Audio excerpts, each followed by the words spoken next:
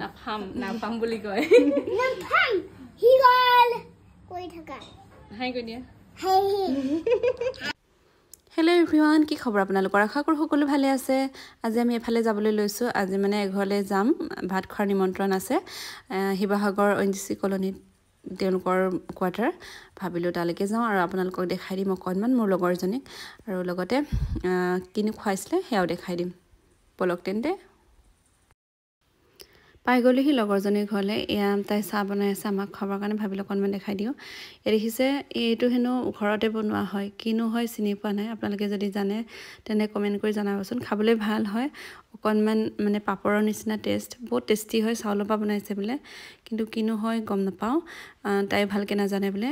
এতিয়া তেওঁলোক দুজনক ভাত খুৱাই লৈছোঁ মানুহজন আৰু দাদাক ভাত প্ৰথমতে দি লৈছোঁ প্ৰথমতে পোৱালিকেইটা খাই ল'লে তাৰপাছত মানুহজন আৰু দাদাই খাইছে এয়া ভাতৰ লগত আছিলে চিকেন পৰ্ক আৰু এয়া পৰ্ক হয় নাই চিকেন মাটি দাইল এইটো কি হিদল তোমালোকৰ ভাষাত কি বুলি কয় নাফাম বুলি কয় নাফাম হি গল কৈ থাকা হাই কৈ দিয়া হাই